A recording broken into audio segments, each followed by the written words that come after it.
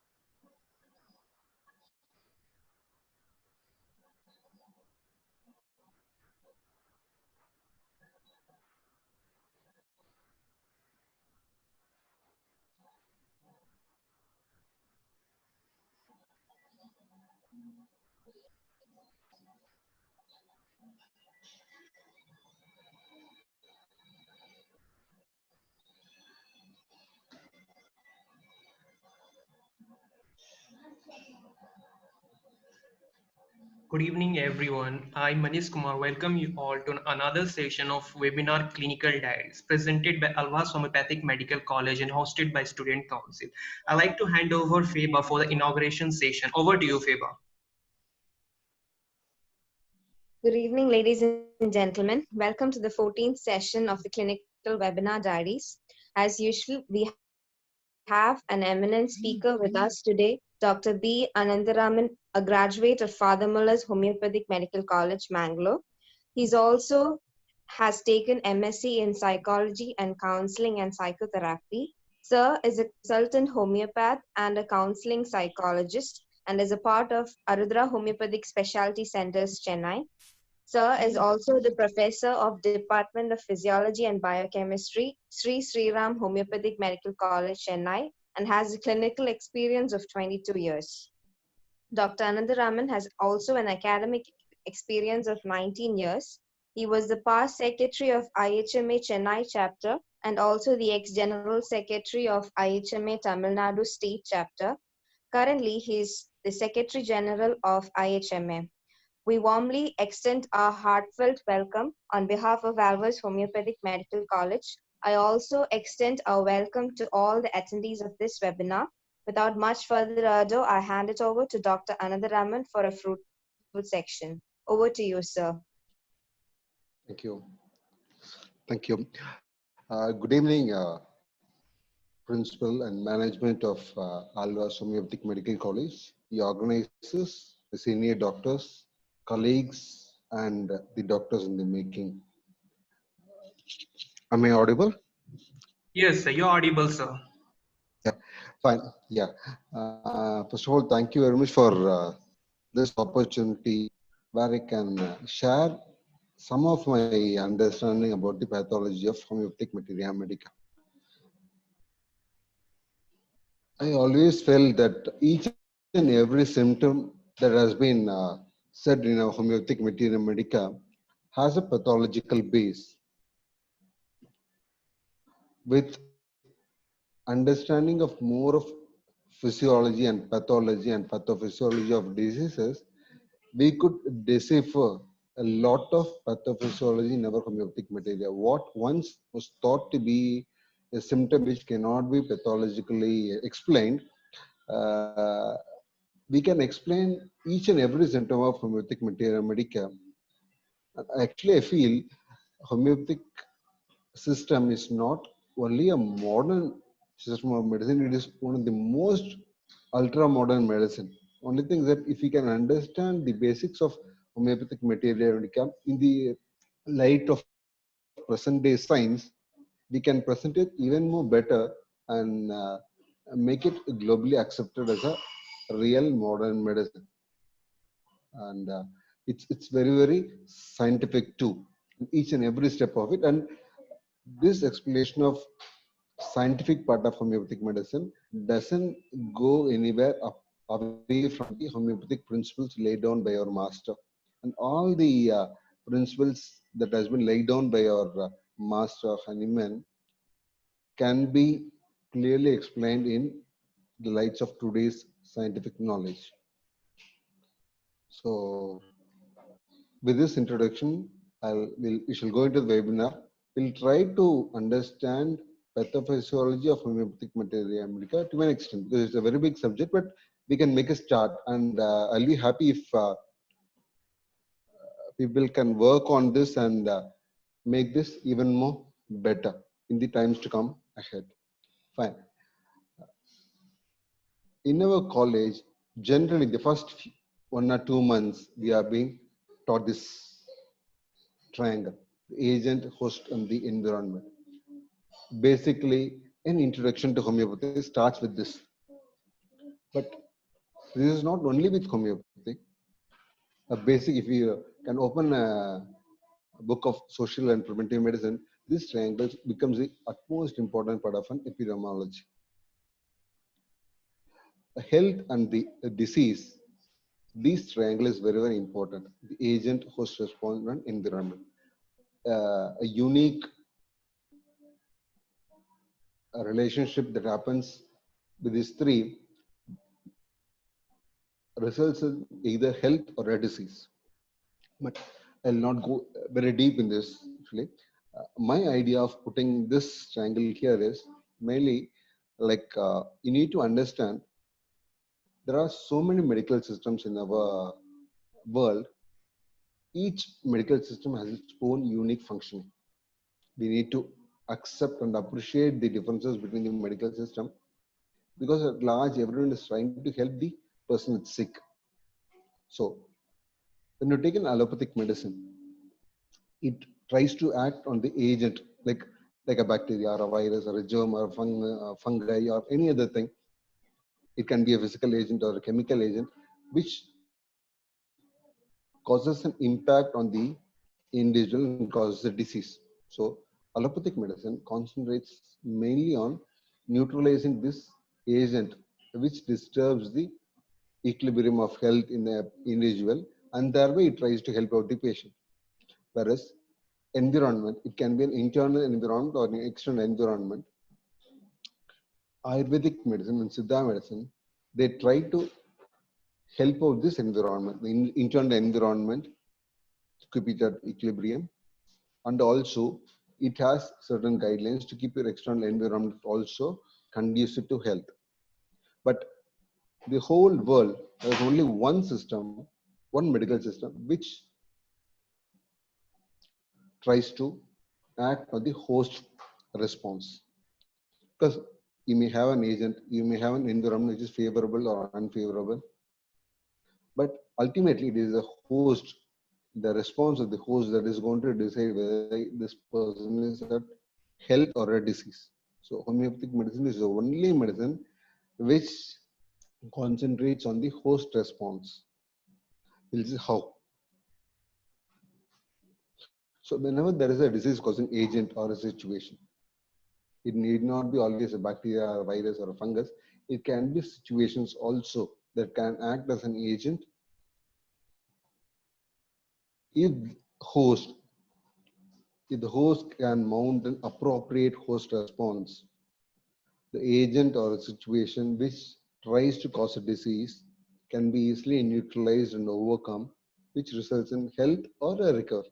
So many times, day in and day out, we are exposed to a lot of harmful agents, but we don't know that we have been either affected or infected by these agents.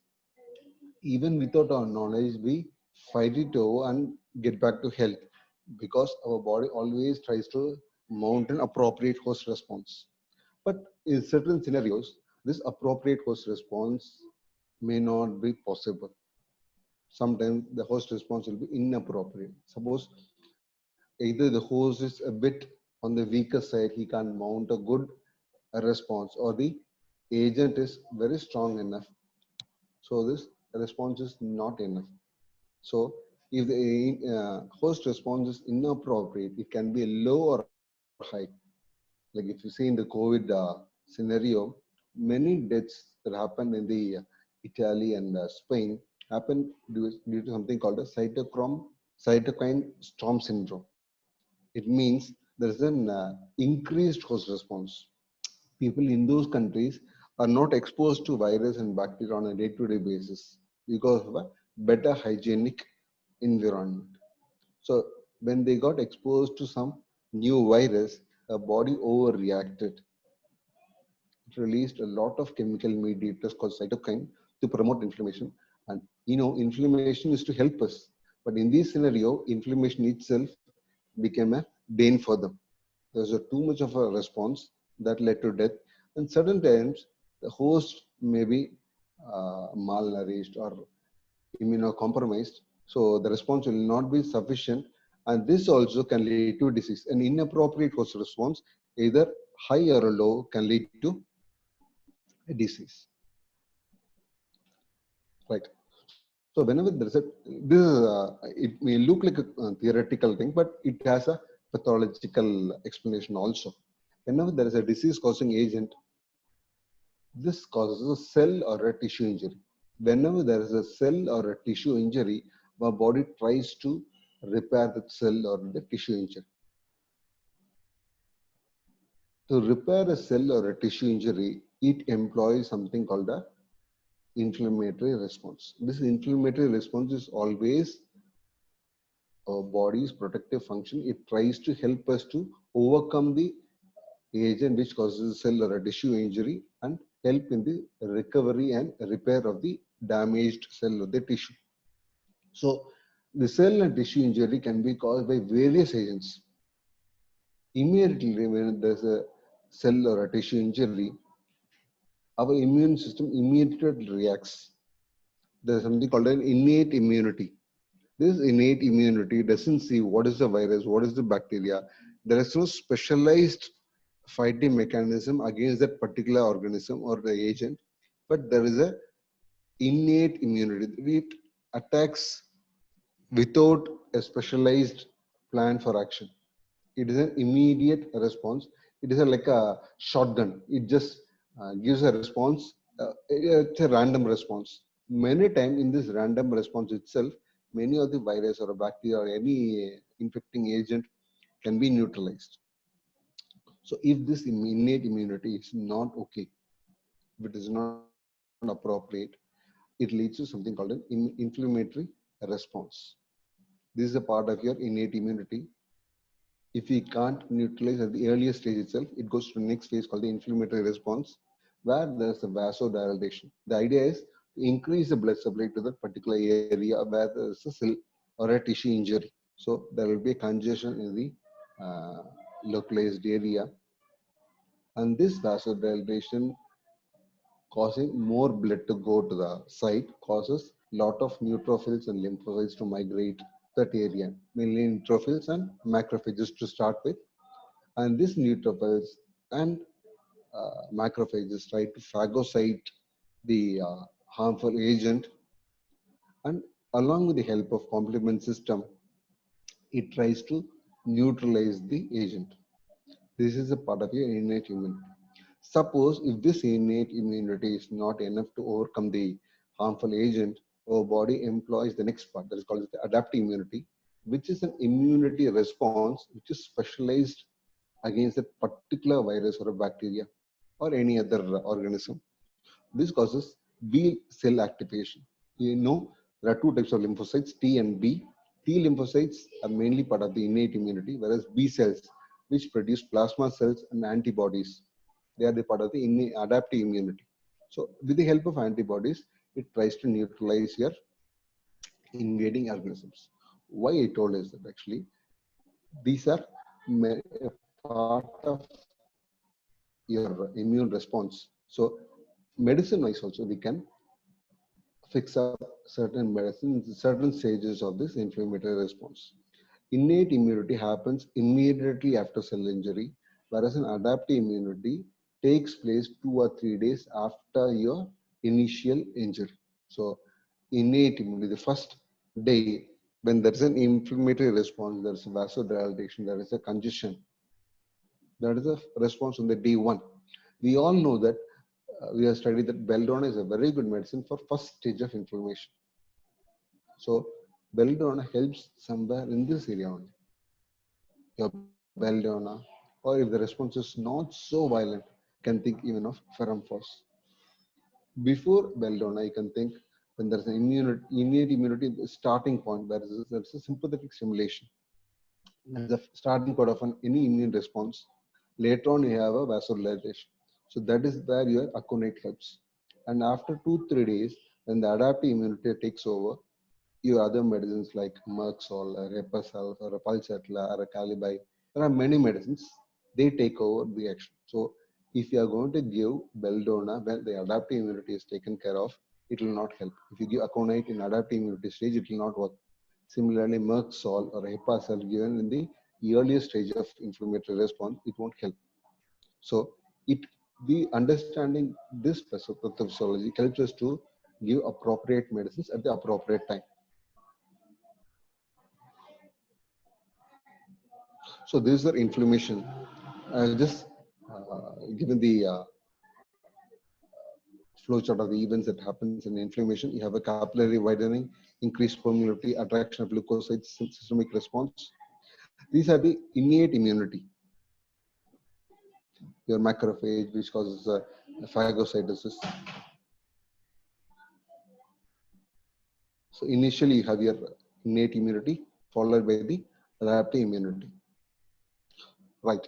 So what are these disease symptoms? You have symptoms both mental and physical symptoms.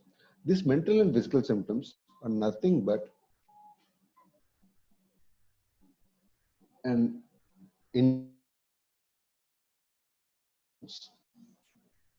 many times pathological description is confused that it is a medicine prescribed for a disease.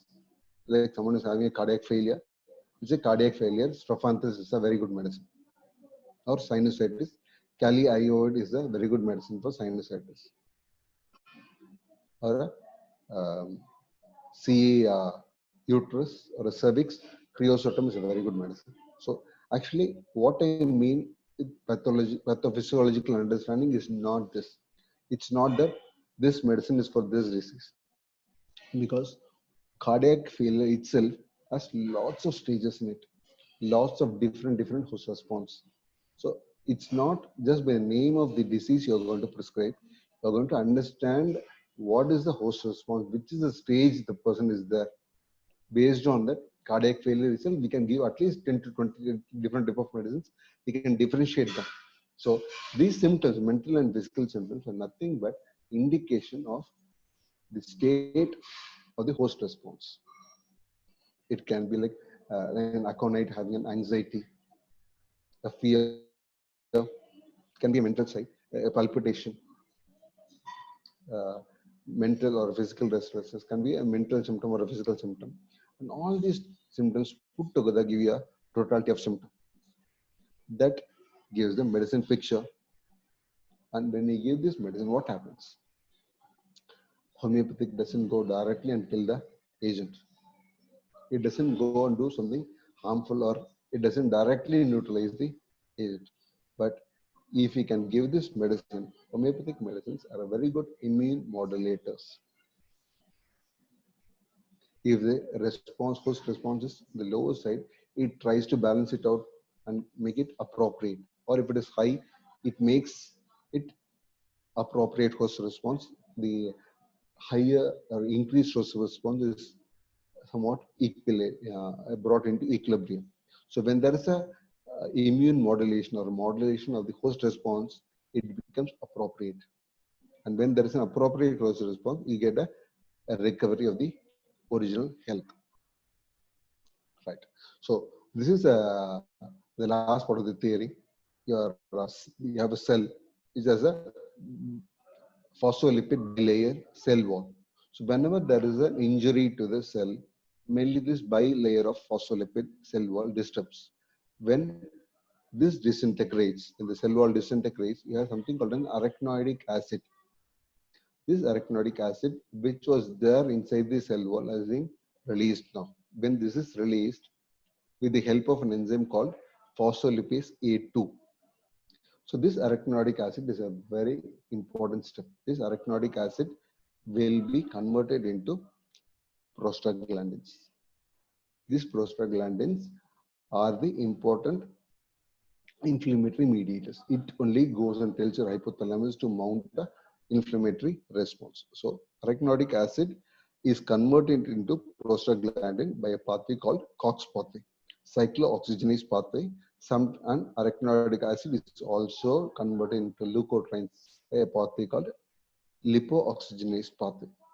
Fine. Just want to know because there's something going to come later on.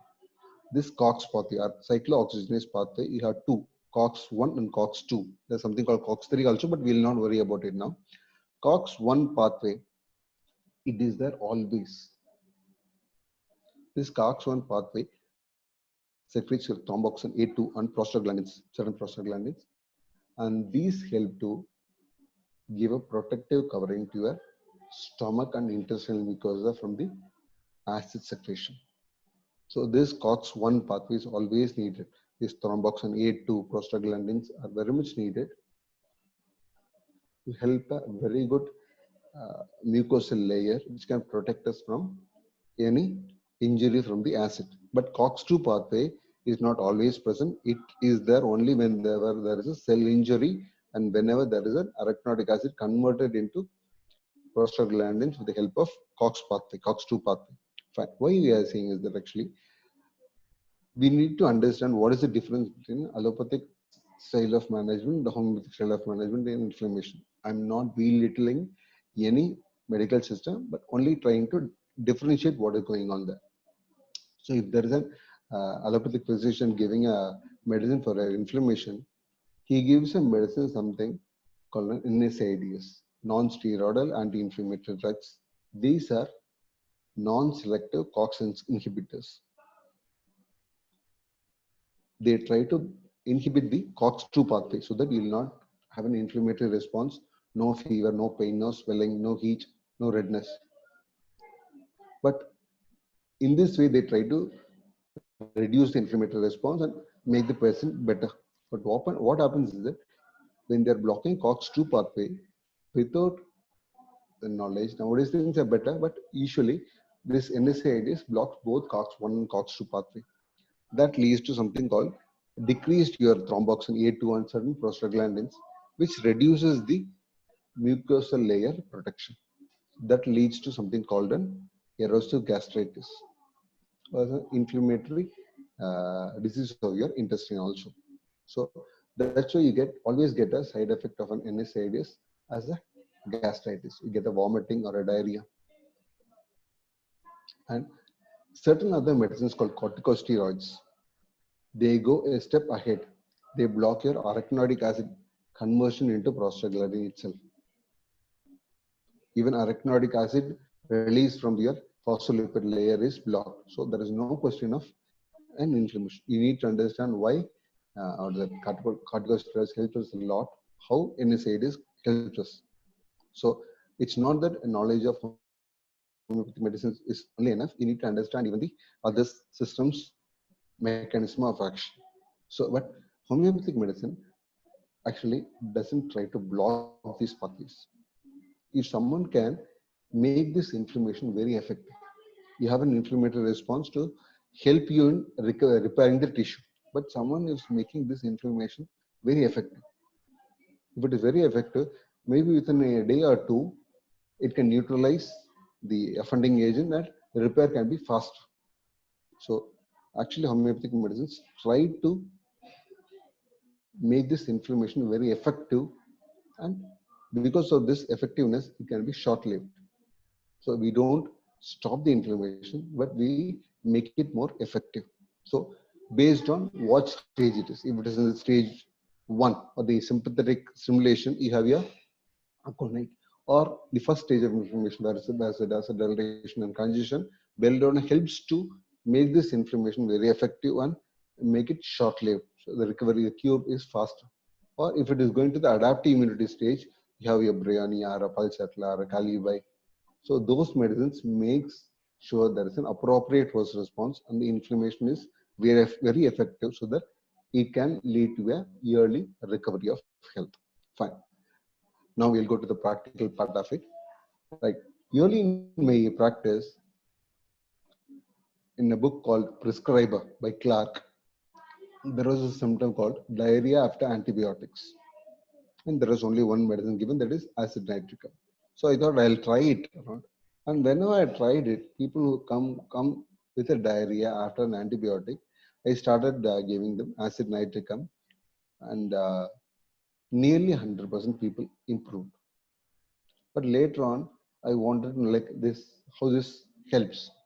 But once I understood the COX pathway, COX-1 pathway that has been blocked by the NSAIDs, leads to decreased thromboxane and prostaglandins, leading to decreased mucosal layer protection, and acid easily overcomes this mucosal layer protection and causes an erosive gastritis. So it's not only erosive gastritis, there is an inflammatory change in your intestine also, leading to something called a diarrhea. So I could understand why this acid nitricum is helping. But later on, it's not only for antibiotics, it's even for NSAIDs. Later on, gradually, when the acid nitricum pathology is understood, it made clear that it has an inflammatory condition of your intestines, the stomach or the intestines. Generally, we know like for a fissure in ano or a rectal fissure, where there is a hard stool, which causes a fissure in your mucus of rectum or the anal canal, causing a severe pain, burning, or sometimes even bleeding per rectum. And acid nitricum has been given frequently. But if you go and see the acid nitricum symptomatology, you'll never find there's a constipation causing a rectal fissure. Acid nitricum is more of diarrhea or a loose stools along with the fissure. So it is not a medicine for rectal fissure with constipation. You can have a retania symptom, you can have a pyonia, you can have a cholinsonia. Those can be constipation leading to fissure in ano. Whereas acid nitricum is not constipation inducing a fissure in ano. It is more of an inflammatory response of the stomach or the intestine. And secondary to that, you get a fissure. Where you get it? You get it something in an inflammatory bowel disease, or an ulcerative colitis, or a proctitis, or a Crohn's disease. These are certain inflammatory bowel disease. In this inflammatory bowel disease, proctitis is a very important symptom, where you can get even a fissure. And inflammatory bowel disease always comes with a loose stools or a diarrhea with severe pain or a burning pain or a bleeding. So acid nitricum, if we can understand the pathophysiology of it, we will not use it for a rectal fissure due to a constipation, but we'll use it more for an inflammatory bowel disease resulting in diarrhea, proctitis, fissure, bleeding, burning, etc. But sometimes, even if we give it acid nitricum for a constipation induced rectal fissure, it helps in certain cases. Why? Because rectal fissure due to constipation also causes a little bit of inflammation around the fissured area. So acid nitricum, though not primarily indicated, tries to help even in those areas. But we need to understand where and exactly your acid nitricum helps. So understanding a medicine pathophysiology, understanding where to be used makes our selection of medicine even more clear. And you can like actually nowadays we say like homeopathic drugs, no two homeopathic doctors prescribe the same medicine. But if you can understand the pathophysiology better, there can be a little bit of standardization. I don't say there will be 100%, but a little bit of understanding of what the other doctor has prescribed. So there is another condition. You get a lot of osteoarthritis in our clinical setup. And based on certain symptoms, we give either Briania or Ruta, Restox, or Argentamate, Ferromet, everything. But I have just taken two medicines here to make us understand. We give Briania whenever there is a aggravation by slightest movement, better by rest, whenever the person tries to flex or extend the knee, get a severe pain, a slightest movement causes pain, and better by complete rest. And in rest talks, we get something opposite. The initial movement causes a pain, and after a slight movement, get better. They get better. Movement actually relieves them. Rest actually aggravates, or the first movement aggravates. But even the exertion, too much of an exertion also aggravates. But we just take it as a symptomatology. But we need to understand what is the pathophysiology of it. Whenever a person says that I have difficulty in flexing or extending the limb, when I flex the limb or extend the limb, it causes severe pain, or any slightest movement causes pain, or good rest relieves me. It is a clear indication that person is having either synovitis or a bursitis or any serious membrane inflammation. Whereas the symptomatology of rest talks clearly points out there is an inflammation either in the tendon or the muscle. So in osteoarthritis can present to us in different forms. A person with osteoarthritis can come with a synovitis to us this time. Another person can come the same osteoarthritis but with tendinitis. Or some person will have an inflammation of the cartilage. Someone will have a contractus or periostitis. It varies. Or the same person may come this time with a Brownian syndrome. Means he's having synovitis this time. Next time, because of the wear and tear, he has an inflammation of the tendons. So he may require rest. He may not require Brownian then. So we can differentiate the medicines which he give in osteoarthritis or a Ruta. Ruta is a very good medicine for ligamental weakness, which is the earliest symptom of your um osteoarthritis. There is a medicine called agaricus, which helps very good. It's a very good medicine. It helps a lot whenever there is a muscle tightness. Generally, in osteoarthritis, you have a lot of muscle tightness, and we may require all these medicines not together, but in various times in treating an osteoarthritis. Maybe if the person is coming only with synovitis, only Brahmana may help. But many times this wear and tear will cause different symptomatology. Sometimes you'll have synovitis, sometimes tendinitis or a ligamental issue or a tightness of muscle. We may require different medicines at different circumstances. We need to understand the pathophysiology, then we can like we and now that give only according to symptomatology. But if we can understand the pathophysiology, our treatment will go a step ahead. And there is something called a ligamental injury. We have always seen Ledam Pal, the patient gets better, has a sprain of the ankle joint, and he feels better by applying ice cold application of the affected part. And we have another medicine called strontium card, which says the same ankle joint ligamental strain, but he gets better whenever there is a warm application. But we need to understand, like in a sports scenario, a football match, when someone is getting injured, there's a ligamental injury. One of the first measure to contain the inflammation and pain is to apply ice packs. Why? If you apply the ice cold application to the affected part, inflammation causes a vasodilatation and causes a lot of blood to reach the inflamed part. So if we can apply something cold, make the vessel to constrict, that's a vasoconstriction because of the cold, the amount of blood coming to the injured area is less. So you can reduce the inflammatory response so that you can reduce the pain and swelling of it. Whereas the same ligamental injury, if it was happening some 2-3 months ago, now there is not an acute inflammatory response, but there is a ligamental injury. You need some good blood supply for the weakened or the disturbed ligament to come back into shape. So there you need some blood supply. So when you apply a warm application, it causes a vasodilatation. It causes more blood to reach the site. It helps in better repair process of the chronically injured ligament.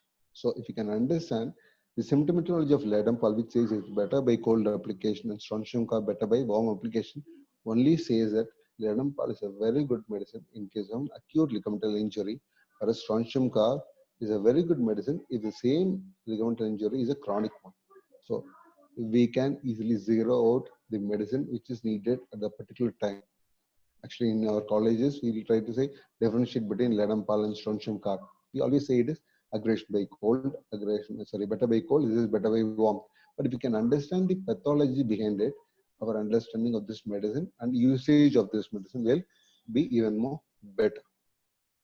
Right. We use a lot of antidote in case of bronchial asthma.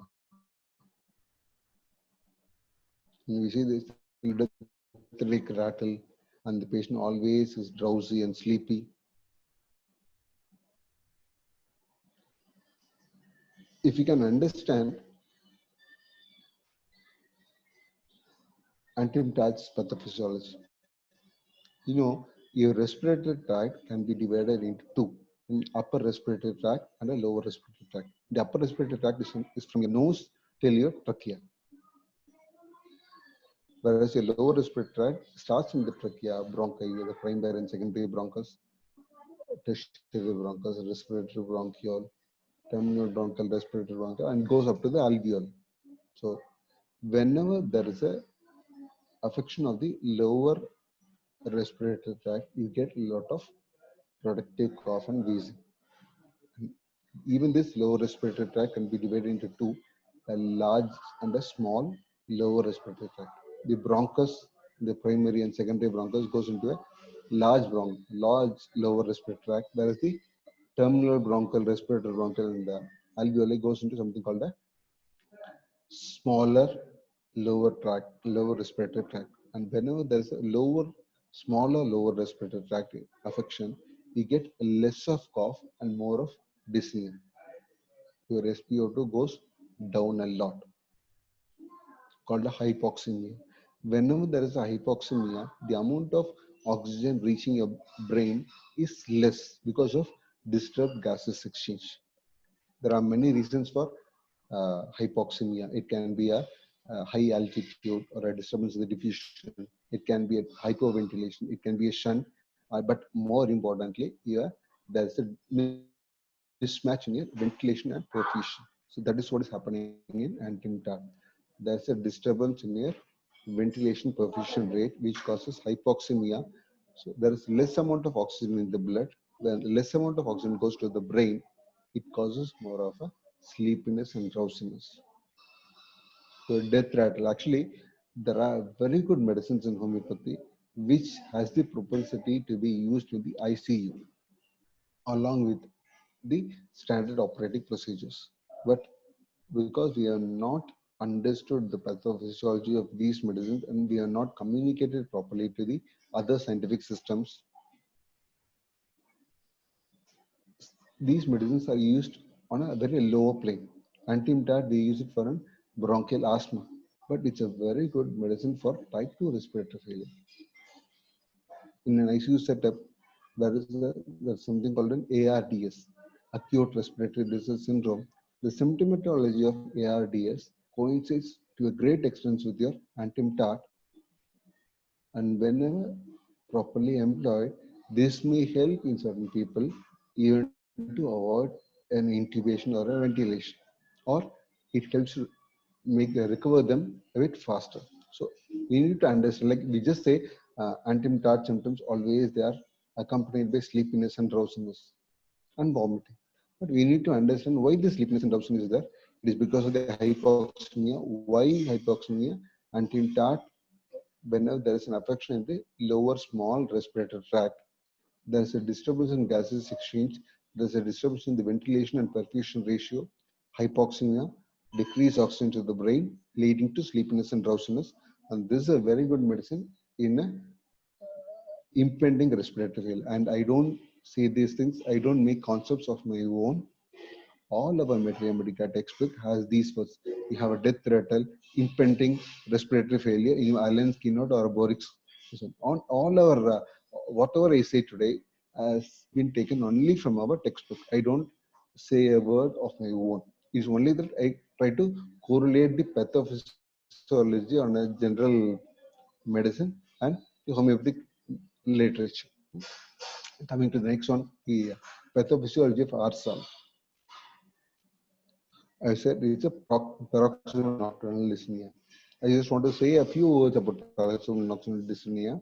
Whenever there is a heart failure, meaning a combined heart failure, both the left and right heart failure, it's called congestive cardiac failure. Just imagine the person is having hypertension for a long time. Because of the hypertension, left ventricle goes for hypertrophy. For some time, it will effectively function. After many years, hypertrophy gives away. The muscle can't work any further. It becomes tired and it gives away. It causes something called a dilatation. So that's a left ventricular dilatation. Because there's a left ventricular dilatation, blood is not pushed outside into the aorta properly. Cardiac output of the stroke volume or the ejection fraction is getting reduced. And because of that, there's a lot of blood that is pulled into the left ventricle even after the systole. So because of that, there is a back pressure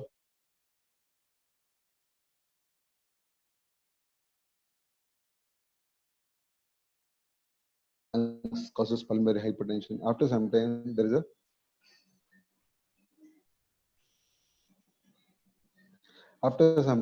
a back pressure. It goes to the right ventricle and right atrium, and later on, it goes to the. So you get a lot of symptoms. This congestive cardiac failure, and one of the symptoms is called a paroxysmal nocturnal dyspnea. When you lie down in the night, due to the supine position, lung starts receiving more amount of blood. Already because of congestive cardiac failure, there's a lung congestion. And now there is more amount of venous return because of the supine lying position. There's too much of blood in the pulmonary capillaries. Because there's too much of pressure in the pulmonary capillaries, the plasma escapes from the pulmonary capillaries and enters the alveoli. Alveoli has only air always. Whenever there is a lipid or a fluid entering into the alveoli, the oxygen cannot be exchanged properly. There will be hypoxemia, there will be severe hypoxemia, and the person will have a lot of carbon dioxide. Our body immediately understands this and wakes us from the sleep with a panic. And this person, when he gets up, is literally like self-drowning. A person who's drowning in a swimming pool or a pond, whenever there is drowning, impending drowning, this person is seeing death face to face. Because death is seeing face to face, you can understand the anxiety of that person. Similarly, paroxysmal nocturnal dyspnea happens many times a day. He goes to sleep, wakes up suddenly with a severe dyspneic state, gets up. When he gets up, he understands that he is not getting enough of oxygen. He'll have this fear of death. There'll be severe restlessness. He tries to move around in the room, opens the window, gets more fresh air, and after some he gets better. Again goes to sleep. Again he gets up. This is a typical paroxysmal nocturnal dyspnea, and if you can see in kind, there's a rubric that anxiety wakes up at around 3 a.m. The prominent medicine is RSAR. And if you can go through the symptomology of RSAR, it's a very good medicine for congestive cardiac failure, this paroxysmal nocturnal dyspnea. And I happened to read a very old book from around 150 years back, written on acute cardiac failure by a stalwart. And the first medicine he has mentioned for acute cardiac failure is arsenic album. Only after that, many other medicines are written. So, at this point, I just wanted to make, like I said, our medicines have a lot of scope in the usage in the ICU. I want to say about two other medicines. One is pyrogen, and other one is the Crotalus horridus. If at all you had a viral infection or a bacterial infection, initially it will be localized. Later on, it can spread to the other areas also. That time we call it a viremia or a bacteremia. of a body because there's a widespread bacterial or a viral infection, bacteremia or viremia. There is a generalized inflammation, which was once localized. Now it is a generalized inflammation. This time it is called a septicemia. Septicemia is a state where body tries to fight it out and overcome the generalized infective state. It increases the heart rate, try to increase the cardiac output, makes the blood flow to all other parts in an attempt to neutralize this offending agent. Here you will have a very high heart rate, very high pulse rate, disproportionate to the temperature. If you can understand this, this is a state where pyrogen is given. It's not that simply you check your temperature and pulse, there is a disproportionate pulse and temperature ratio, you give pyrogen, but pyrogen is a very good medicine to be used in the stage of septicemia. After the septicemia, if the offending agent is not neutralized, slowly our body's fight goes down. It leads to something called a sepsis. The sepsis is a state where everything slows down. Heart rate comes down, the cardiac output comes down, the blood supply to the periphery goes down. There's a lot of ischemic injuries happening. And this is the time when there's something called a DIC, disseminated intravascular coagulation, where loss of platelets and coagulation factors are used up, causing a lot of intravascular coagulation. After some time, you don't have any platelets and coagulation factors, leading to something called a consumptive coagulopathy. You don't have any more platelets, any more uh, coagulation factor. You start bleeding through all the orifices. You can appreciate Crotalus horridus has this symptom. Even the tears, even there is bleeding from all the orifices. If you can go and study your Crotalus horridus, you'll appreciate this is a very good state of sepsis, and it is clearly mentioned here in Allen's keynote or Borik's about this septic state. It states about something called a zoonotic fever or a septic fever. So sepsis, even in ICU setup, the recovery rate of sepsis is only 1%. With the conventional medicine that is being practiced now, if Crotalus horridus can be effectively used, it can mount a good host response, and many times septicemia may not proceed into sepsis, or sepsis the recovery rate can be improved. I don't say 100%, but we can try to improve a little bit of uh, the recovery rate in the sepsis. And many doctors give Crotalus horridus in dengue fever to increase the platelet count. And Crotalus horridus helps a lot in dengue fever, not in increasing the platelet count. It tries to reduce the septic state. When the septic inflammatory state is reduced, automatically your platelets improves.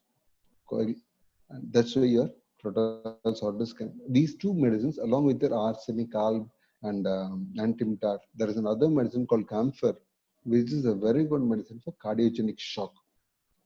Some other time we get time, I can talk on camphor itself on cardiogenic shock. All the symptoms of camphor says about acute cardiogenic shock.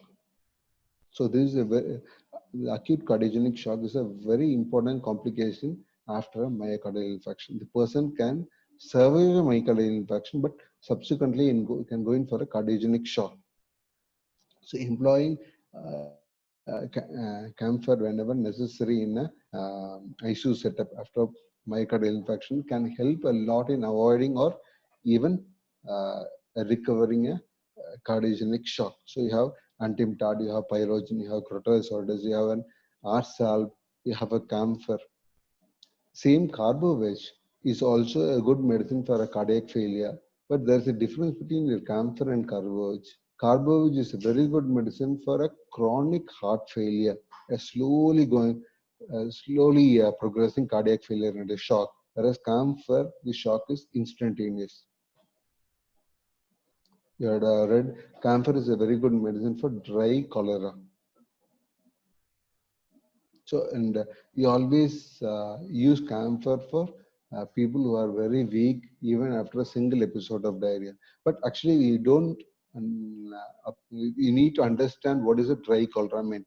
Usually, cholera, we think there is a lot of stools causing severe dehydration. But cholera, a single episode of choleric diarrhea stool is more than enough to cause severe dehydration. It's a secretory diarrhea. It can cause severe prostration with a single episode.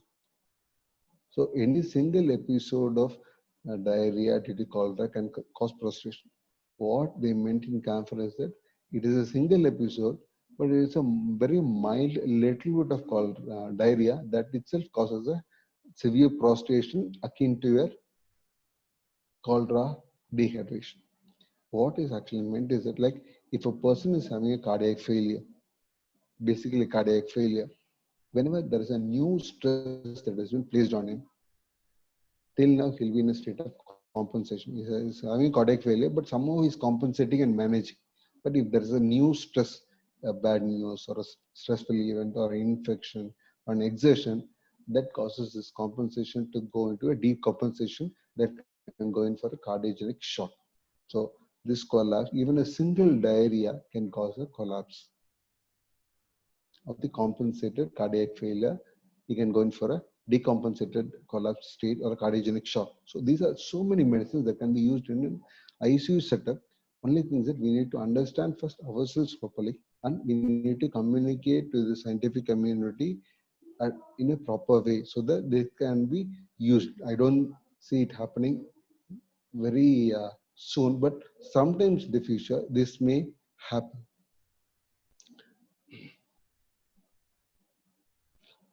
Fine. There is something called a pelvic floor weakness. Right? You need to understand how a normal bowel movement takes place.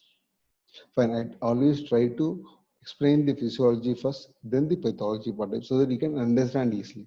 So normally we intake food. This food stays in your stomach for 2 to 3 hours, where it is subjected to mechanical grinding or breaking down to smaller parts. Then after 3 hours, there's a gastric emptying. Then it goes to the small intestine, where with the help of pancreatic enzymes, it is broken down into further smaller particles, your carbohydrates, proteins, and fats. Then in the jejunum, it is being absorbed. And whatever is not absorbed goes as a fecal matter into the colon, where it moves towards the rectum. It takes around 6 to 8 hours or even 9 hours. And during this process of traveling in the colon, a lot of water is reabsorbed, so that whatever semi-solid fluid that is coming, semi-solid fecal matter that is coming into the colon, when it is going out of the rectum, it becomes more of a solid because of the water is being reabsorbed. Fine. You need to understand our GI tract is innervated by autonomic nervous system. Till the two-thirds of transverse colon, the intestine is innervated by sympathetic nervous system. So mobility of the uh, fecal matter up to the transverse colon is by the uh, help of sympathetic nervous system, and after that, from the transverse colon up to the rectum anal colon, it moves with the help of parasympathetic nervous system. We all know that whenever we are under any stress or a critical situation, our sympathetic nervous system helps us. Whenever we are relaxed, parasympathetic nervous system is stimulated and it takes hold. So, so our sympathetic nervous system helps the peristalsis to move the fecal matter up to the transverse colon. But after that, if we are stressed out, we need a conducive atmosphere. Only when you are having a relaxed, conducive atmosphere, parasympathetic nerve takes over and it causes the movement of the fecal matter from the transverse colon into the rectum and colon. That's why people who are stressed out or who have a lack of sleep or who don't see this restroom conducive to them, they don't have the bowel movement so easily. So, and after that, when the rectum, the fecal matter reaches the rectum, you have another challenge now. The rectum has an internal sphincter and an external sphincter. Internal sphincter is under the control of your sympathetic nervous system or the autonomic nervous system. It opens immediately whenever the rectum is filled. with fecal matter. But the external sphincter is under the voluntary control. It opens only when you want it, when you relax it. Fine. This is where your pelvic floor muscle comes into play. You know, pelvic floor muscles are the muscles, your tuberococcygenes. These muscles from the muscles in the pelvic floor or the perineal muscles. These muscles make the pelvic floor. They are in the perineal region. These muscles, they condense to form the sphincter. Anteriorly, it forms the sphincter of the urinary bladder, external sphincter of the urinary bladder. Posteriorly, it forms the sphincter of the anal canal. So, why I say is that this pelvic floor muscles, if they are strong enough, this sphincter will work in coordination with your rectal contraction. Usually, whenever you have pass stool, rectum has to constrict, and there must be coordination and relaxation of your external anal sphincter. When this doesn't happen, it leads to constipation. So, whenever there is a pelvic floor weakness, these are of two types: weakness with increased muscle tone or weakness with decreased muscle tone. Whenever there is a weakness with increased muscle tone, the sphincter closes very tightly. Even if rectum is constricting, it will not open. Even there's a soft stool, you can't pass it very easily. You have to strain a lot. Similarly, the weakness will have sometimes it have a low tone, meaning the sphincter is always open, is relaxed. So you have an involuntary bowel movement also. So with this idea, we'll go back to the medicine part of it. You know, alumina is a very good medicine. We say that even a soft stool, the patient has to strain a lot. When you read alumina to a greater extent, it is a muscle for lot of muscular weakness. There's a lot of disturbance in the sensory nerves. It leads to a lot of muscular weakness with increased tone. So that's why even a soft stool is not passed easily. It needs a lot of strength. Same alumina is a very good medicine for muscle weakness of the intestinal canal also. So even the rectum may not constrict properly. So that's why sometimes alumina will have hard stools also. Similarly, aloes, you can understand that it always like a bunch of grapes in the anal region. Non-bleeding bunch of grapes. Sorry, bleeding. Yeah. So this bunch of grapes in the anal canal are nothing but your external hemorrhoids. Secondary to constipation. If you can go to the aloes, you can feel, you can understand it has both. There is a pelvic for weakness with increased tone sometimes, with decreased tone some other time. So whenever there is an increased tone, muscle weakness with increased tone, it causes difficulty in passing stool, constipation leading to external hemorrhoids. Sometimes it has a decreased tone with weakness. That's when you have a what is it? Passing of motion even when flatus is going on. So these symptoms happen in two different scenarios. You may not have in the same patient both these symptoms. Sometimes there's a muscle weakness with increased tone causing constipation. Sometimes pelvic floor weakness with low tone causes involuntary passage of stool. So you can appreciate the symptomatology of aloes even more better, but it needs even more deeper understanding. I just give a small overview so that we can improve on it. The acid muriaticum. It is a very good medicine for septic stage, like your crotalus solitis. People who go for a severe weakness after prolonged inflammatory or infective disease, they're in a severe prolapse state, sorry, prostrated stage, or when their muscle weakness is profound. So they'll have severe pelvic floor muscle weakness along with a very low tone. So that's why they have an involuntary passage of stool in acid muriaticum. Similarly, with the same thing, urinary bladder, external urethral sphincter, if there is a pelvic floor weakness with increased tone, you'll have a retention of urine, or pelvic floor weakness with decreased tone of the external urethral sphincter, you'll have an incontinence of the urine. You can see causticum. Causticum has both. Sometimes it has pelvic floor weakness with increased tone, causing retention. But sometimes pelvic floor weakness with decreased tone, causing involuntary urination on coughing, sneezing, whenever there is an increased abdominal pressure. Even your natriuretic has this. Equisetum. Equisetum is a medicine which we read that it's a very good medicine for nocturnal enuresis, and the symptom given is that when no other causes ascertainable, only when habit is the only cause, and we give it for nocturnal enuresis of children when we don't have any other symptomatology clearly pointing to some other medicine. But equisetum goes beyond that. It's a very good medicine where there is a or that neurogenic bladder. When there is a severe weakness of the bladder, this person usually we get an urge to pass urine when the bladder is filled around 350 ml of urine, and when we pass urine, we pass 90% of it. Meaning, if we have 350 ml, we'll pass around 315 ml of urine. Only 35 ml will stay back here, post-vodal urine or the residual urine. But people who are having a weak bladder or nephrogenic bladder, neurogenic bladder, may not pass the complete 350 ml of urine. They'll pass around 150 ml of urine, and the remaining 200 will stay back. After some time, it fills to 350 ml. Within an hour, they'll again have an urge to pass urine. This time also, they'll pass a clear, fine urine without pain or burning or anything. They'll have, whenever they pass urine freely. A proper stream is there. Only thing is that they don't void the complete urine collected in the bladder. So that's why they get a recurrent urge to pass urine.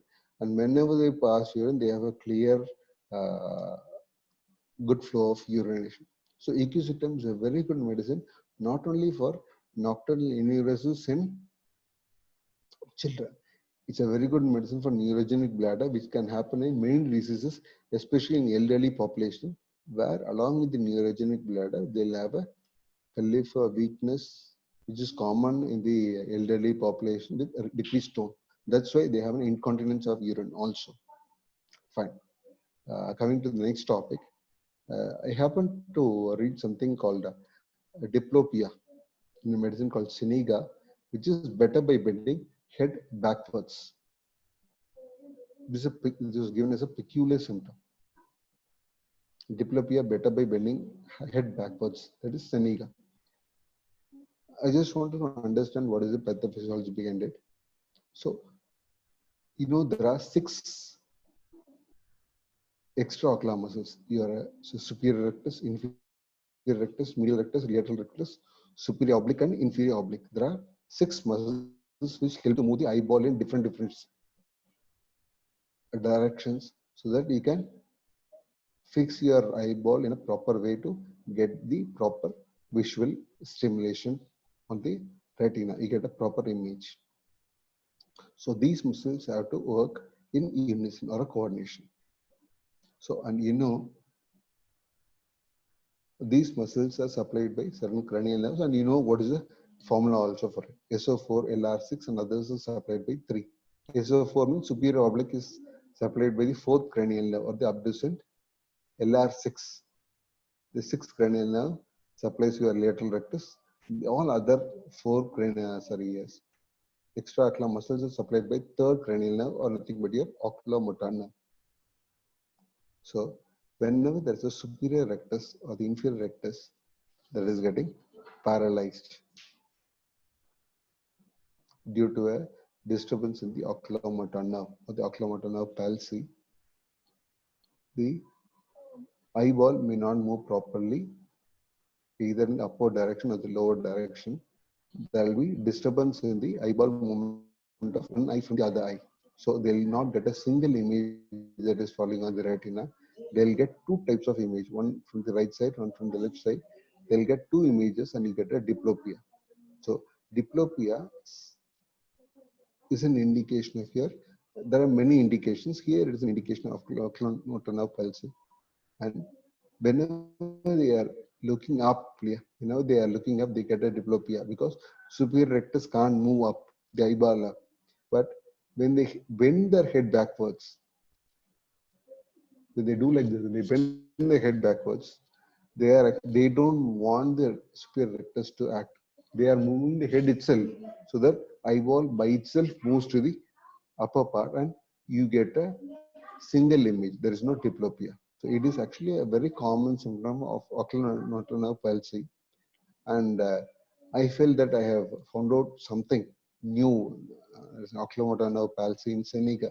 But I was feeling very bad that the next sentence in Boric states is in oculomotor nerve palsy. All the they have given it very, very clearly. Only thing is that we need to understand the pathophysiology which is being placed in all our material. We need to understand them and use it more effectively. So you have a vertigo. There are three medicines: tabacum, theridion, alumina. And tabacum, we always say vertigo aggravated by opening eyes. Theridion, we say vertigo better by closing the eyes. Alumina, better by closing the eyes or walking in the dark. And we ask the patients what is a peculiar symptom, and based on that peculiar symptom, we give. But we need to know that these are having a very strong pathological background.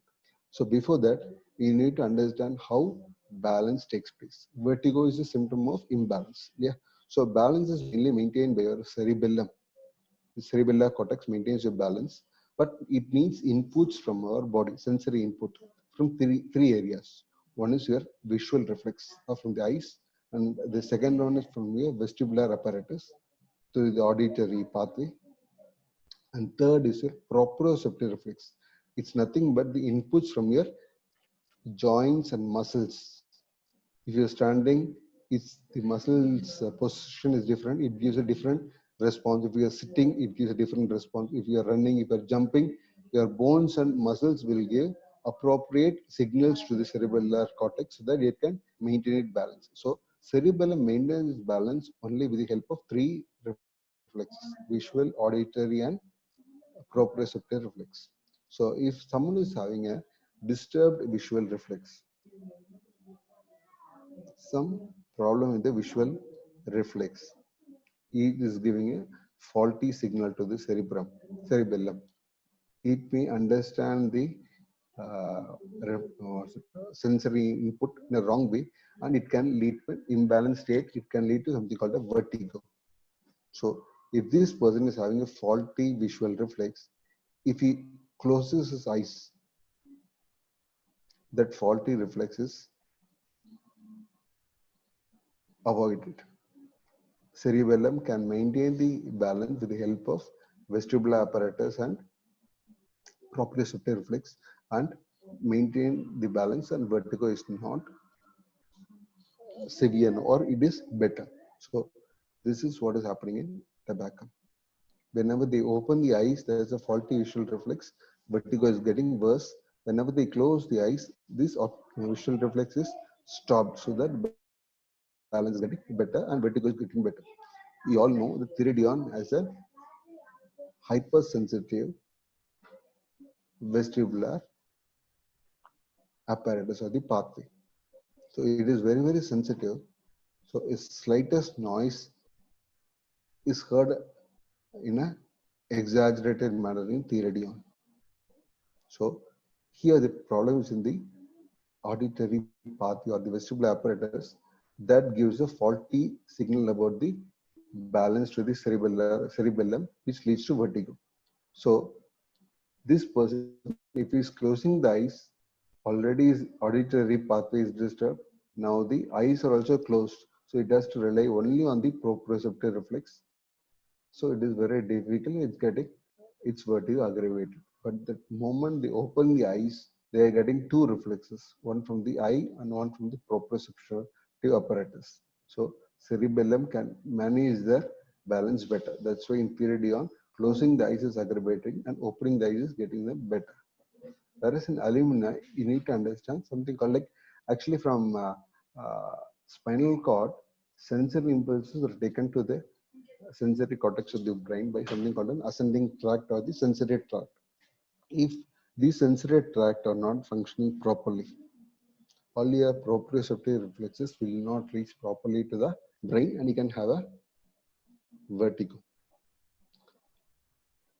This aluminum, if you can study, it's a very good medicine for sensory ataxia.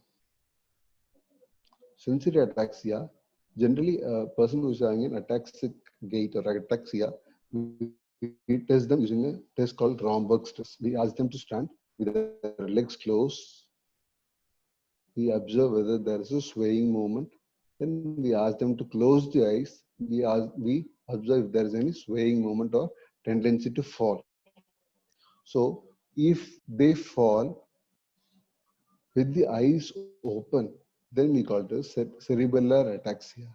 But if they don't sway when their eyes are open, but when they close their eyes, they have a falling tendency or a swaying movement, we call it a sensory ataxia. There is a disturbance in the sensory pathway. So alumina is a medicine of sensory ataxia. They can't close their eyes and maintain the balance, because when they close their eyes, already sensory pathway is disturbed. If even the visual pathway is blocked, then they'll not have a proper cerebellar coordination. They'll have a vertigo or a staggering gait. So when they open their eyes, they get better. And elderly people, you can identify sensory ataxia by one simple way. Daytime, they'll not have much of a problem, but nighttime, when they come from their bedroom, the restroom, or the other rooms, when it is dark, when there is less of light, they'll have a disturbance and movement. They'll have a vertigo or a staggering gait. So this is a clear symptom of sensory ataxia or a disturbance in the sensory nerve pathways. And alumina is a very good medicine. And we can understand, we have been discussing many symptoms about alumina, and alumina is a very good medicine for many of our age-related degenerative changes.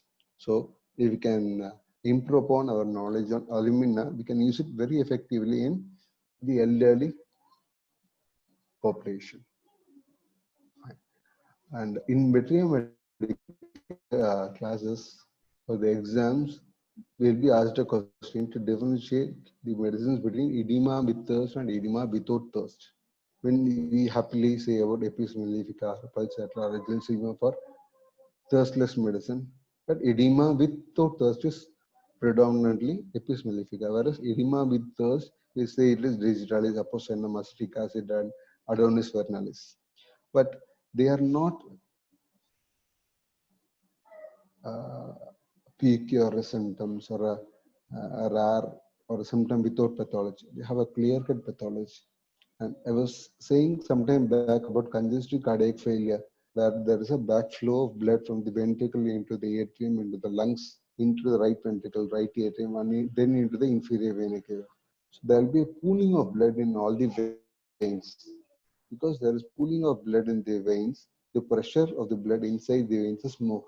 So that will push the plasma into the extracellular space, causing edema. So all congestive cardiac failure patients will have edema in the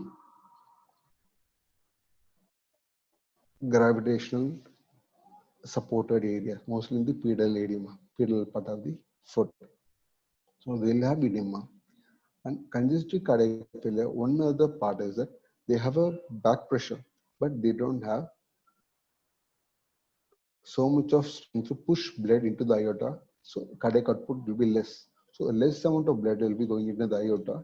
Naturally, less amount of blood will go into the renal artery, into the kidney for filtration.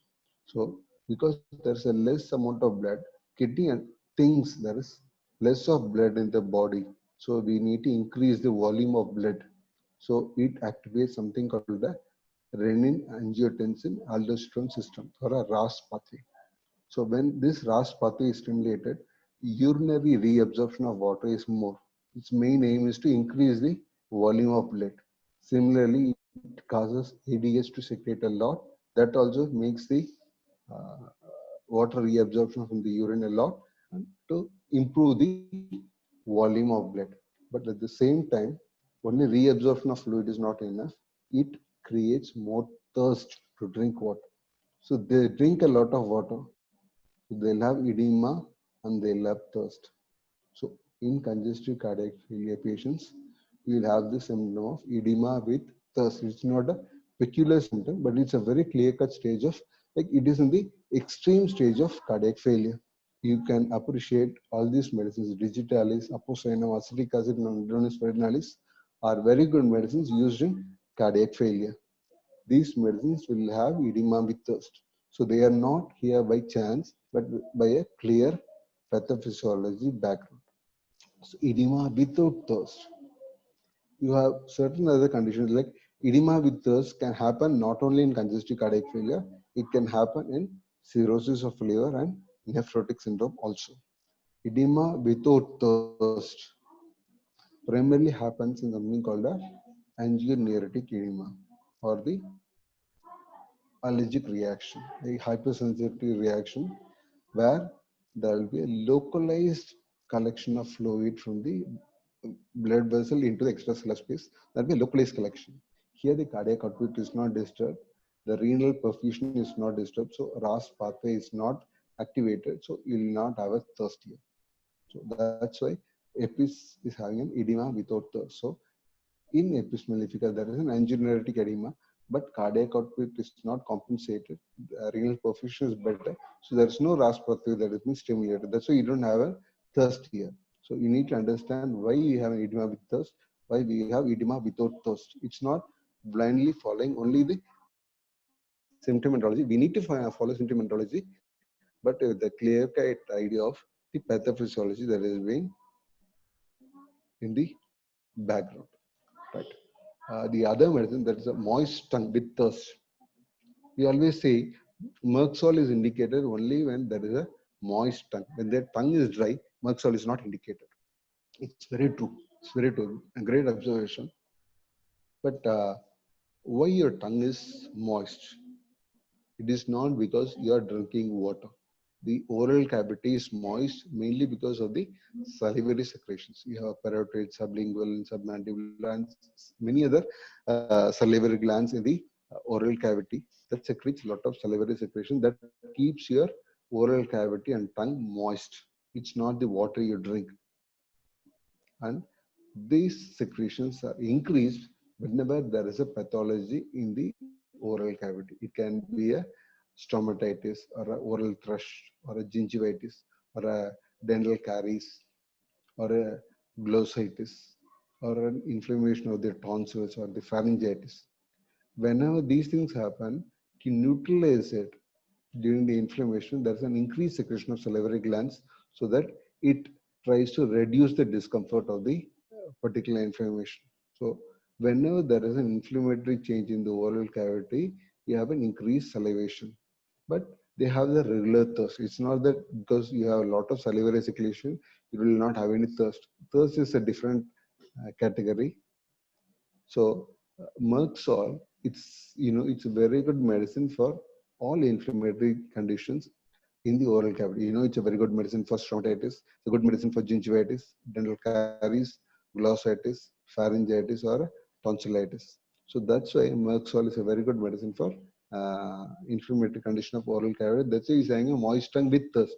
But if Merxol is having an inflammatory condition elsewhere in the body, like an inflammatory condition of your lower intestinal tract or colon or a proctitis, you need not have a moist tongue or thirst to make sure it is Merxol. Only in oral inflammatory conditions you will have a increased secretion of salivary secretion. So you need to understand all Merxol patients may not have increased salivation with thirst or a moist tongue with the thirst. It depends where exactly the pathology is there. If it is an oral pathology, they will surely have. But if it is a different pathology elsewhere, they may not have a moist tongue with the thirst. Fine. Saying this, we need to see about the dry tongue and mouth without thirst. Next, Mushkota. We know there's a severe thirstlessness, even they have a dry tongue and mouth. As we have seen recent now, the tongue and oral cavity is moist not because of the water we drink, it is because of the salivary secretion. So here, where there is a dry mouth and tongue, it says that salivary secretions either they are not secreted or they are not reaching the oral mucosa. It can have two things. The salivary gland, the secretory part may not work, it will not secrete itself, or it is secreting but it is not reaching through the duct. There can be a stricture or a constriction or a salivary gland calculi or any ductal obstruction which is not allowing the secretions to reach the oral mucosa. So this person will have a dry tongue and mouth, but the thirst is not disturbed. Whenever the thirst is disturbed only by two things. Either you must have a cellular degradation. The cell must go for a dehydration, or there must be hypovolemia. So if these things are not there, you will not have a thirst. Only when you have cellular dehydration or hypovolemia, you'll have a thirst. Here is nothing but there is a disturbance in the secretion of the salivary gland or the drainage of the salivary gland. Nextmoshuda, you can appreciate this glandular affections happening in many autoimmune disorders like Sjogren's syndrome, or in an elderly population where there is an degenerative changes, there is a chronic atrophic changes of all these structures, especially the glandular structures also, leading to a decreased secretion of salivary gland. And that's why they have a dry mouth and tongue. And Nux mosquito is a very good medicine for all these autoimmune disorders which affects the glands, Sjogren's syndrome, even the Hodgkin's lymphoma, or elderly people, a chronic degenerative atrophic changes. Right. The last 10 minutes, I just wanted to brief about a particular medicine. I'll say the medicine, you will understand. This person, I'll say about a story, Narcissus. There's a mythological, I'm not sure whether it is a real or a fantasy. There is a god said to be in the name of Narcissus, and Greek god.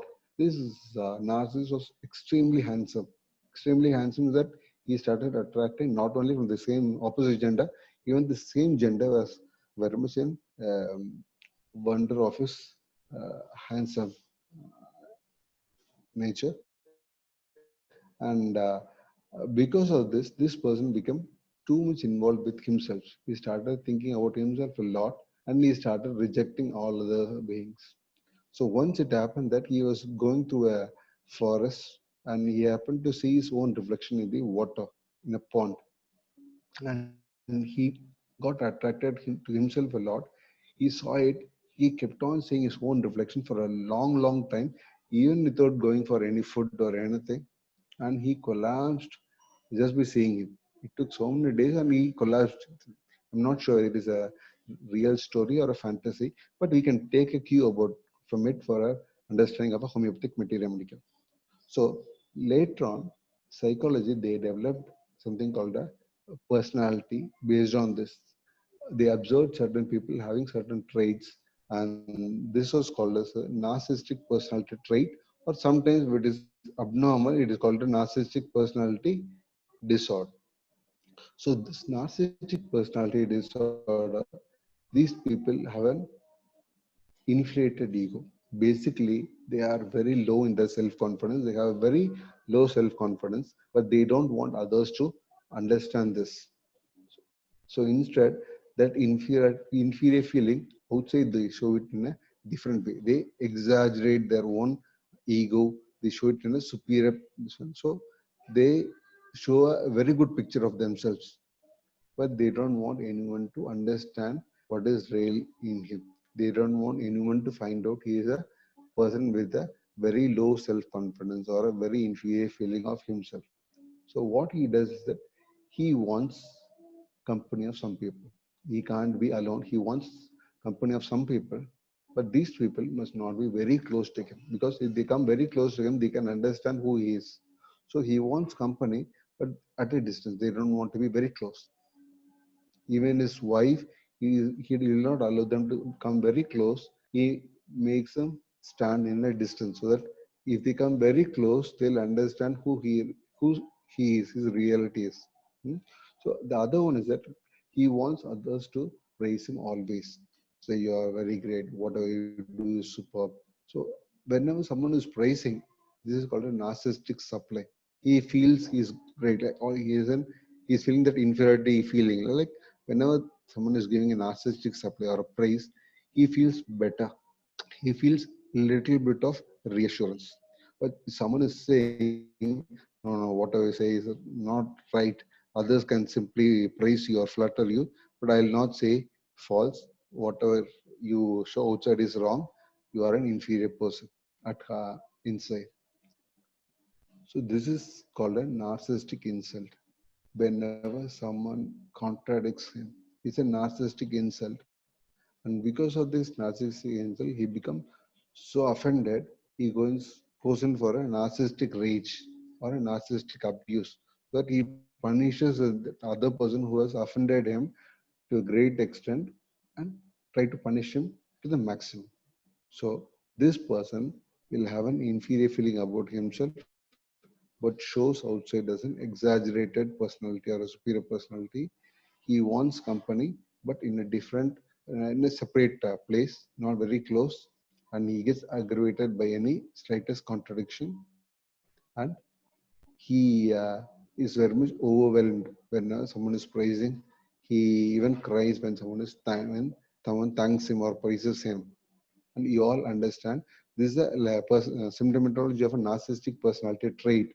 And at this moment, you will appreciate and understand these symptoms are nothing but the symptom picture of your lycopodium. Lycopodium, they want company, but in a different room, not so close, aggravated by contradiction, cries when thanked. All these symptoms are in lycopodium. So lycopodium in toto is nothing but your narcissistic personality trait.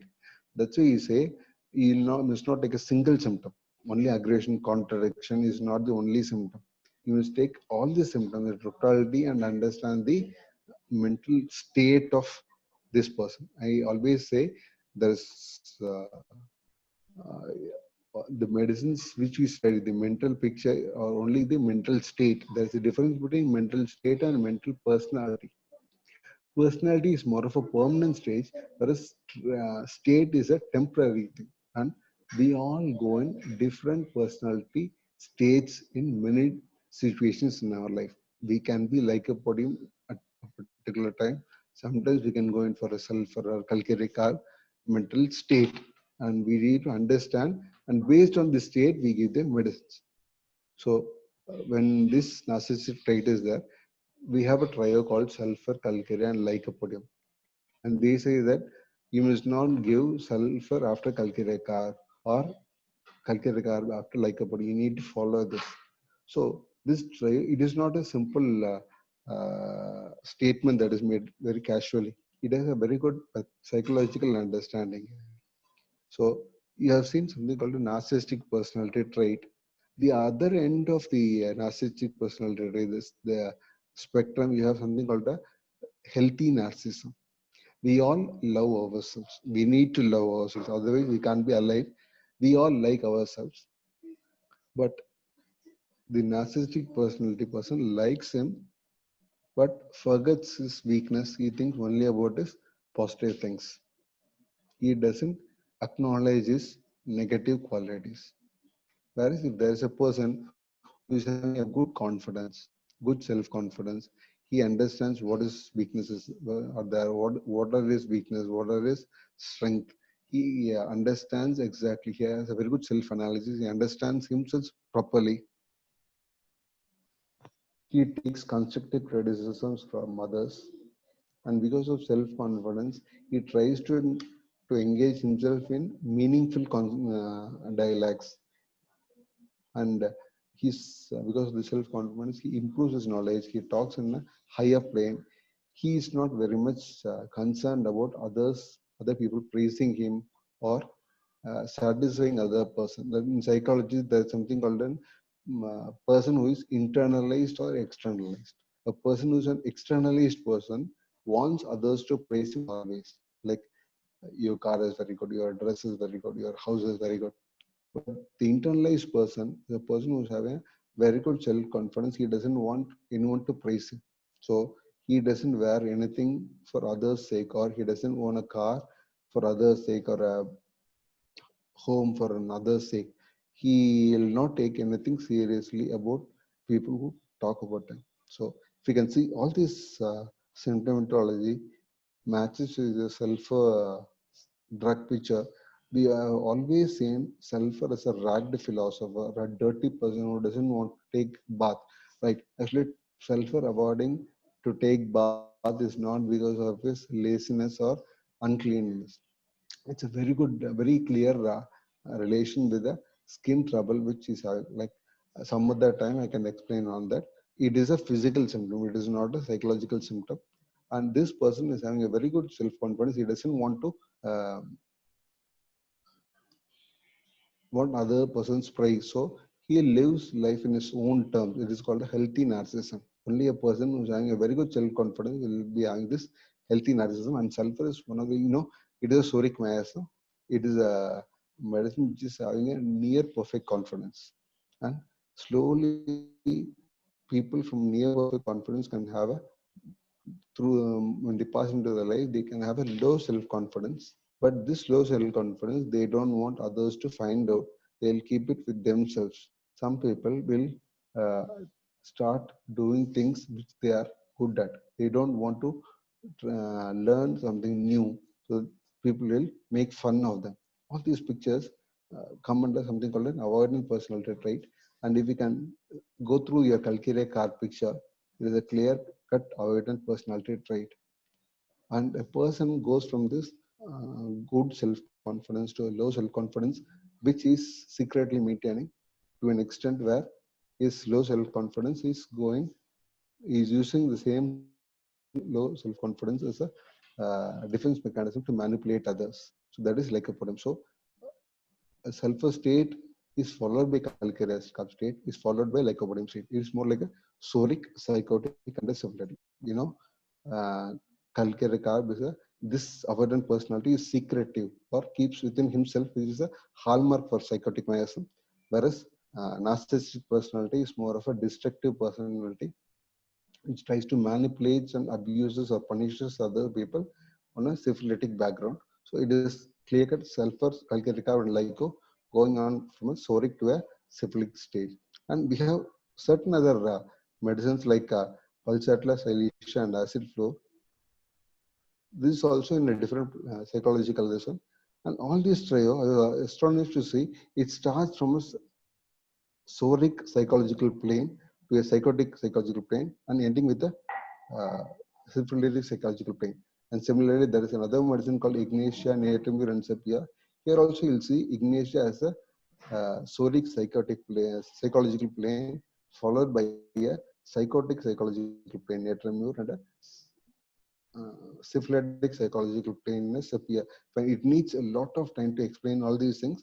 Some other time, when we get some more time, we'll try to deliberate on these things also. I think I can stop with this with the permission of the organizers. Dr. Manish, Yes, I thank you think for the opportunity. so. 5 minutes. Can we go for doubt clearance session, sir? If any question answer is there. If participants having any questions, they can put in the chat box.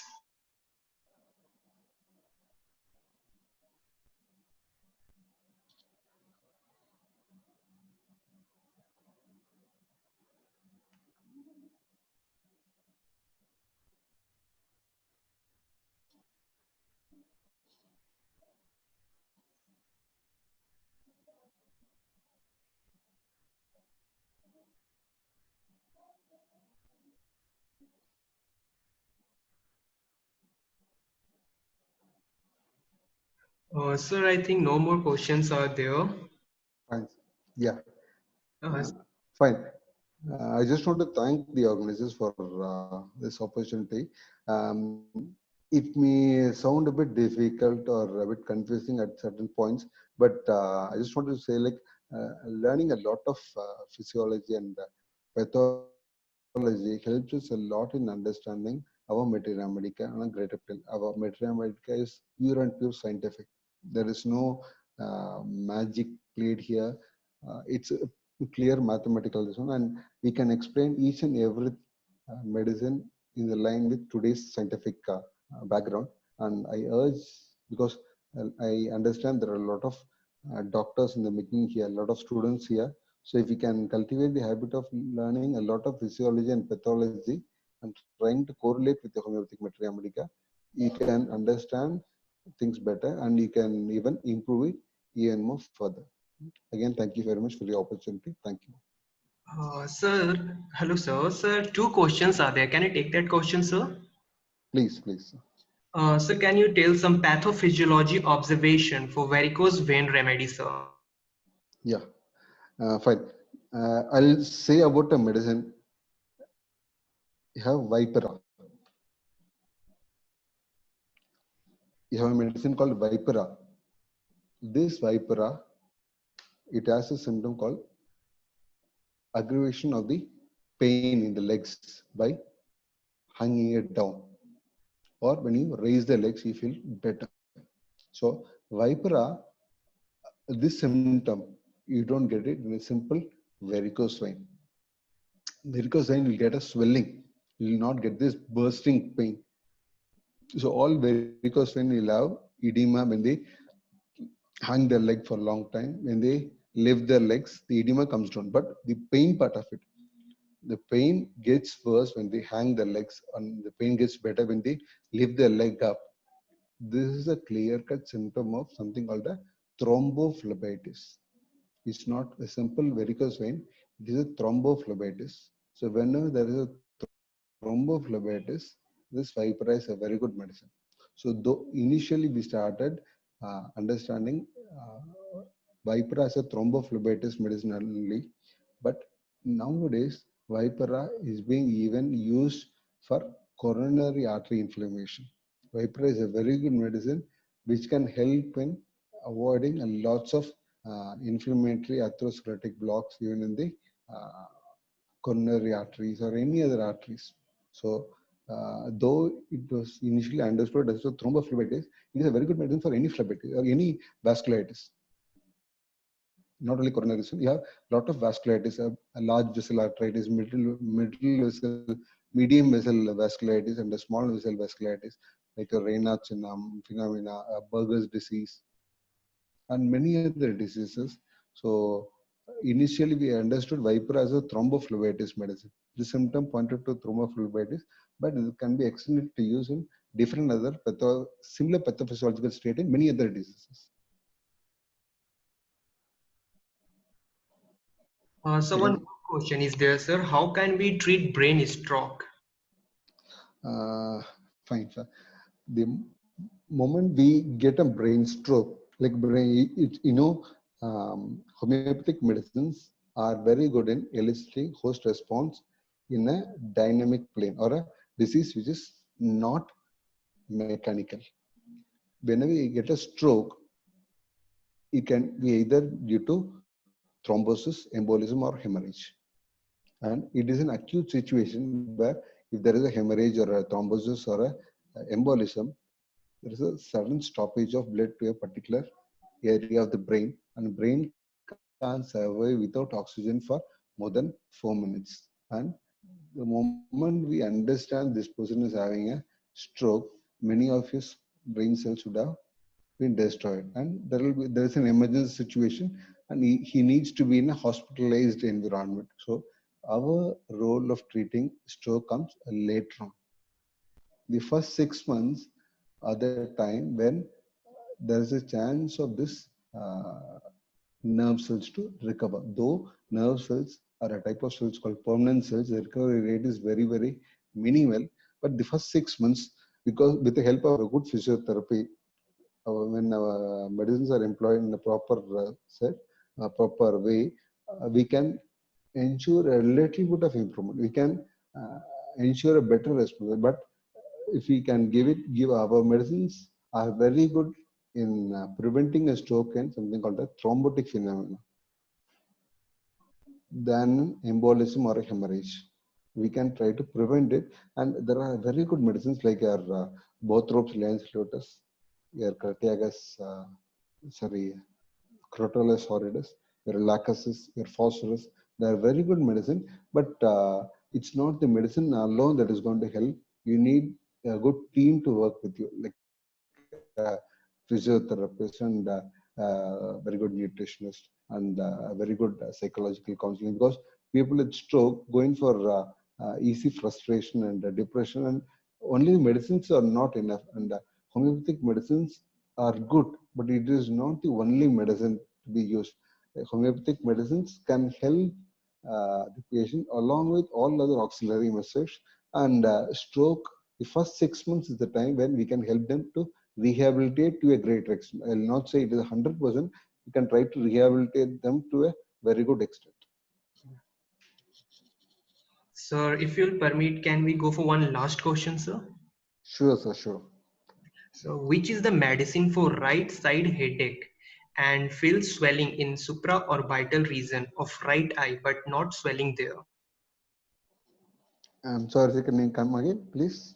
Yes, sir. What is the medicine for right side headache and feel swelling in supraorbital region of right eye, but no swelling there? Yeah, there can be different pathologies here, sir. One very common pathology is your frontal sinusitis. A very common is right frontal sinusitis. Though frontal sinusitis, it's very rare to come in a single side. It can come in both the sides. So the first thought which comes to my mind will be what's it? Frontal sinusitis, and the most common medicine is your Kali iode or Bryonia. Or if it can happen in some other way, like if it is a muscular pain,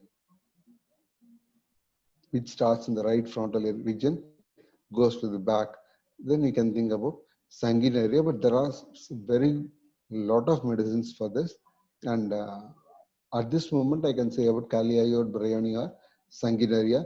If you can understand the pathophysiology bit, like it's not the single sentence that is going to decide the medicine. I need to understand what is the real pathology. On that I can say, but with a given limited symptomatology, I may think it is a sinusitis going for Kali iode or Bryonia, or if it is a uh, muscular pain, tension headache, I can think about sanguinaria or also Bryonia here also. There are many other medicines, but at this moment I can say 3 or 4. Okay, so sir, I think we can conclude the session now, sir. Sure, sir, sure. I like to hand over Hanya for the vote of thanks. Over to you, Hanya. I, on behalf of Alvas Homeopathic Medical College and Student Council, extend a very hearty thanks to the Honorable Dr. B. Anand Raman for the informative and inspiring session. We are really enlightened with your knowledge and experience. Thank you so much, sir, for your valuable time. As for active participants, we move to the end of today's webinar. Thank you, everyone, and good night. See you next day. Thank you. Thank you. Thank you, sir. Thank you so much, sir. Thank you.